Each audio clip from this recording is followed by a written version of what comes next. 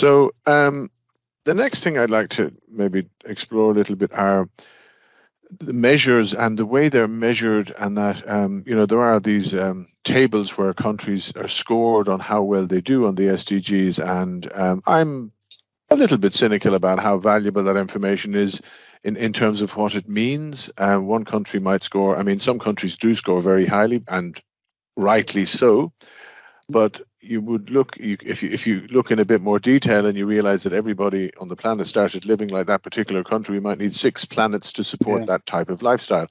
So there's that limit. So I don't know, do you have any thoughts on that, Mark? No, I agree with you. Yeah, again, for us, graphs and metrics have a very powerful rhetorical effect. They make us look as if we're doing something. So I agree. I mean, metrics are only as good as the criteria that you're using to measure things. So it all depends how you're measuring things and who gets to do the measuring. So it's a very dubious science and a very dubious activity. It's largely a rhetorical exercise. If I say, is this company doing well? Well, how will I measure that? Well, if I say, look, your shareholder dividends are going up every year, so the company therefore is doing well. Well, that's true, and that's a metric, and that is true. But if the company that we're talking about is making a pollutant and causing the destruction of a rainforest, then is the question, the company, is it doing well? In order to answer that question, you have to switch, again, the conceptual framework through which you're looking at it. Is the company making profit? Yes. Is it got a dividend return every year? Yes. Therefore, it's doing well. Well, that's true within the limits of what you're looking at, but in this wider perspective, not as much. So, yeah, I would be skeptical about over relying on certain metrics of performance, because they point to things that we can measure, and often what we really want to achieve are things that are not measurable in that obvious sense. And I think this kind of hubris, you see it tellingly at the moment in this effort to keep temperature rise to 1.5 degrees. And we have this strange model, I think, from Newton, this kind of input-output idea that we get, which is if we can identify all the inputs we're putting into something, then we can actually manage the outputs. And so what's going on is governments think, okay, if I can reduce all these inputs, so let's say we reduce carbon a bit and we reduce something else a bit, then the output, i.e. the temperature rise, will be brought down. So we have this idea, we've got this rising temperature graph now for quite some time. It's been rising since the Industrial Revolution and increasing and getting quicker and quicker now in the last number of decades. So we think, okay, if we pull back on the old carbon, this graph will suddenly start to level out 1.5 and then it'll start to come down again. Now, this is a classic example of category error, where we think we're in control of this graph and that the only agent at work in determining the movement of that graph is humans. And if we humans stop doing something, somehow this whole thing will start evening out. Almost certainly that's not what's happening. What's happening now is that the Earth itself is itself become an agent of its own changing. And by which we mean there's the beginning of the temperature rise over the short period that's happened has precipitated a whole bunch of feedback mechanisms in the planet itself. And they're all now operating quite autonomously of human impact. So if you start reducing ice cover, for example, that immediately creates a massive impact in terms of global sea level rise, also global ocean temperature, and indeed planetary temperature as well, because the reflection back into space of light and so on is reduced, etc., etc.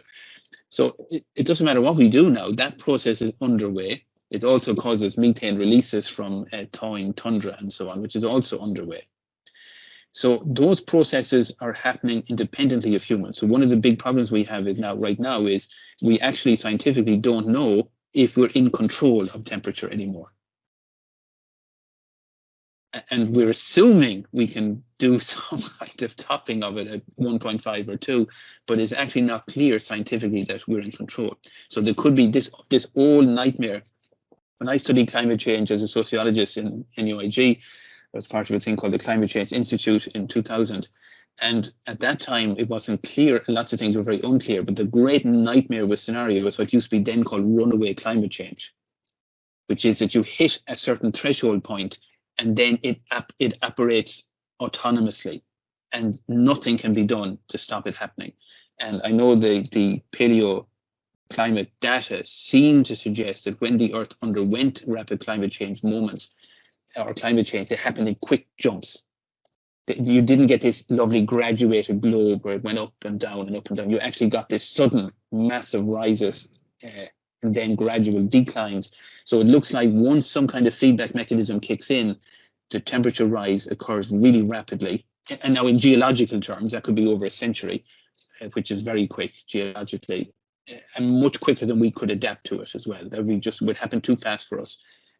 So that we could be in that. We don't know. You see, we don't know.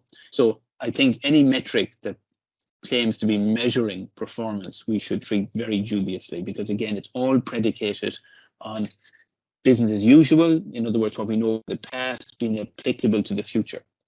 And I think we're tired now of the 1 in a century weather event, which is now occurring every year, and the 1 in 200 rainfall event that's now happening like twice a year, and all this kind of stuff. So all the business as usual metrics by which we measure normality are already beginning to disintegrate. Normality doesn't apply to the space we're now moving into, so it doesn't matter what your metrics say. We're in a different thing now. Yeah, there are limitations to them, all right. I mean, of course, what gets measured gets managed. There is, we do need to have something to work with. We need numbers. We need something. We need frameworks to describe things. We need to know whether we're getting better or getting worse. How reliable that data is, or how good the analysis is another question. I suppose it's just that there are lots of these, comparatives of countries. And Nordic countries appear to do, in general, very well up there, mainly because they have good, well-developed social systems, and that kind of brings them up. And that, I think, is a good thing to aspire to. Of course, they are, of course, resource heavy as well, and they require. Some of them, of course, have lots of natural, renewable energy, but it's not always the case. So those metrics they're useful, but I think saying one country or one organization is better than the next because they score on a particular metric needs to be taken with a grain of salt, or appropriate cynicism. I mean, they can have very positive meanings, but the context in which they're portrayed needs to be understood as well. And I think that's one of the purposes of this program. Yeah, I think the issue about measuring it is probably where we might close on this. It's an interesting thing to be able to try and measure how we're doing, but how we actually do that and what it means is something that we probably need a lot more work. Yeah. Are you aware of any other sort of organizations or groupings that are sort of looking at how to measure this, or at ways we might measure it?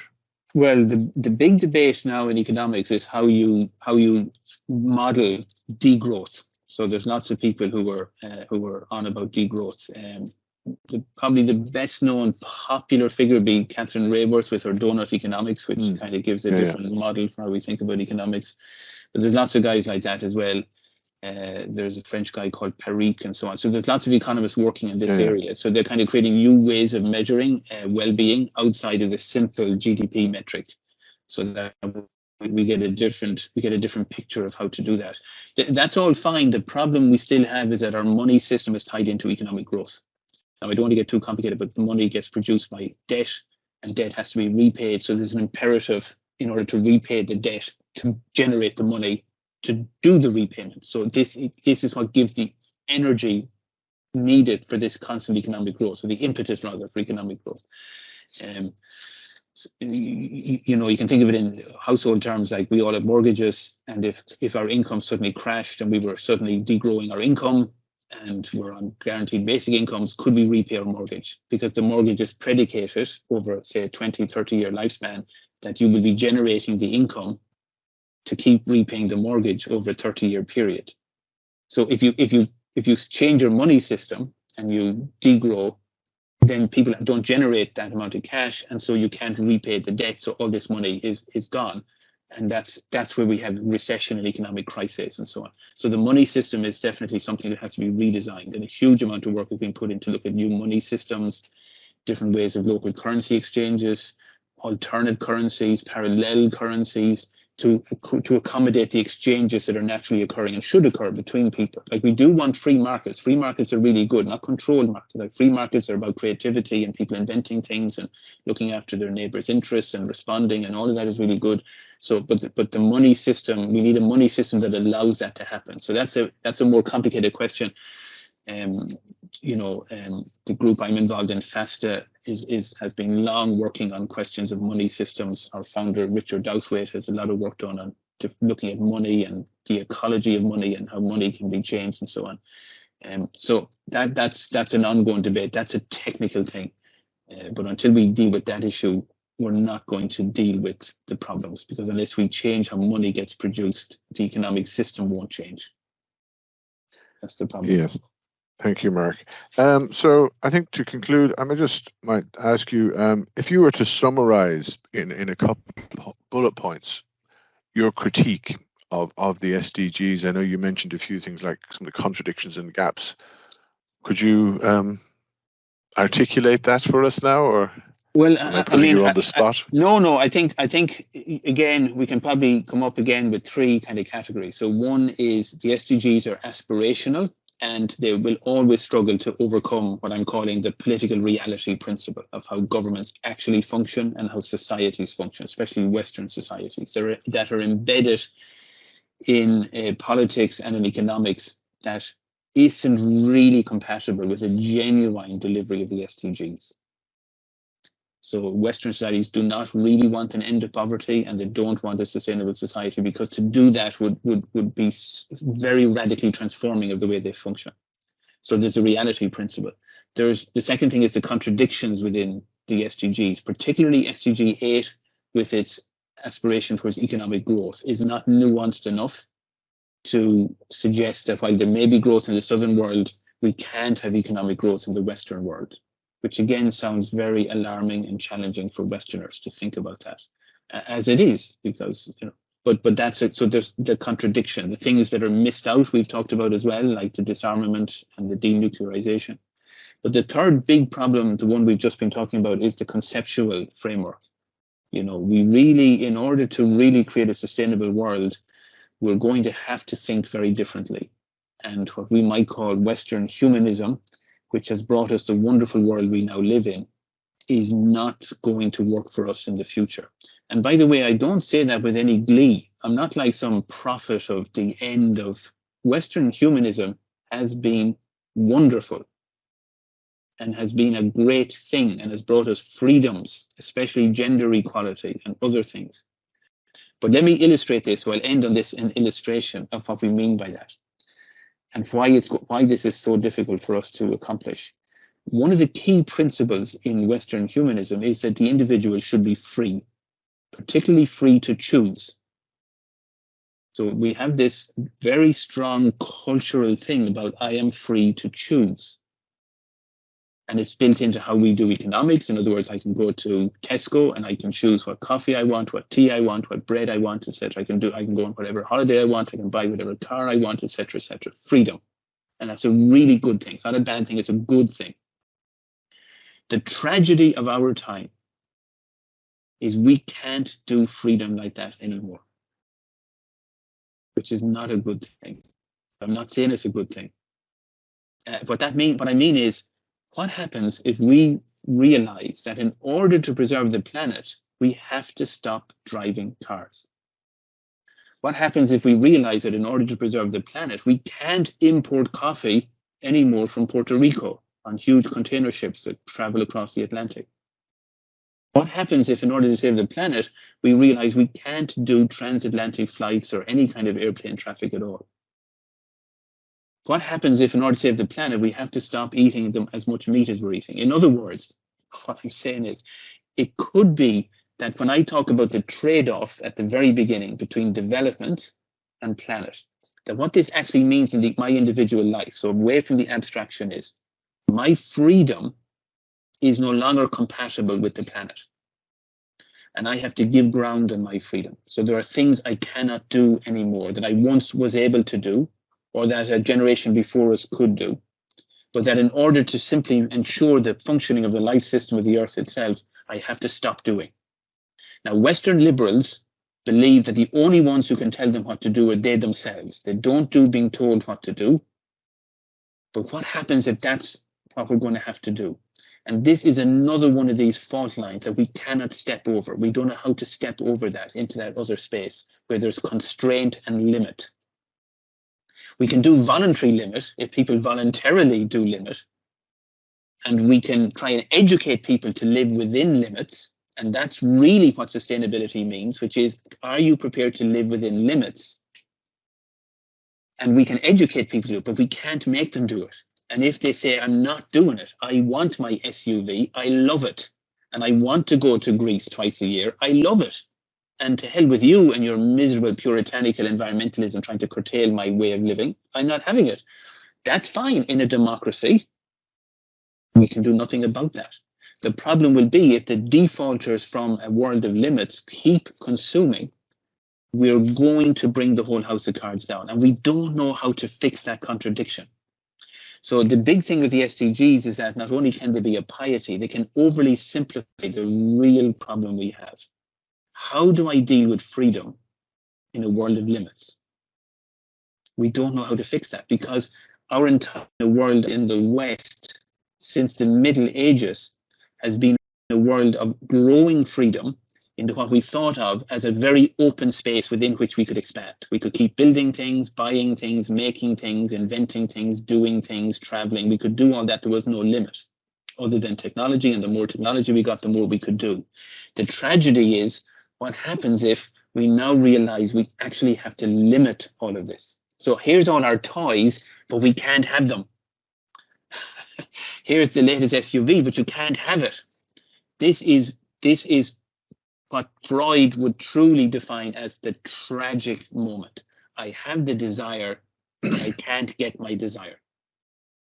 And that's a tragedy. And that's what we're living in. We're living in tragic times, I think, because we actually don't know how to limit ourselves. We don't know how to do that. We've never done it outside of modernity. We have done it in the past, but outside of modernity, we don't know how to do it because modernity is predicated on, we educate people within a personal freedom, satisfaction, desire model. All of economics is based on the maximizing utility of the self-interested consumer. The whole of economics is based on that. Most of social science is based on that. Self-interested rational actors acting in their own interest. What happens if we have to act not in our own interest? How will I act in the interest of trees? Why would I? Do you know what telling me about the flipping river and I just want to do my thing? Will that work for me? See, Western liberals, this is what I mean by the conceptual chasm. So it's not about let's be sustainable and have a happy time. How do I step cognitively into so different a framework and do it, willingly, not at the point of a gun with some nutcase telling me, some eco warrior, activist, dictator, warlord saying, that's it, guys. So we don't know how to do it. We actually don't know how to do it. Yeah, that's very interesting, Mark. I think my takeaway from what you said there is, how do I deal with freedom in a world of limits? I think that's a fantastic question, a challenging question, a very important question, and I think I will probably mull that for a few days to come, and maybe a lot longer than that. So thank you very much, Mark. That has been a really interesting discussion. Yeah.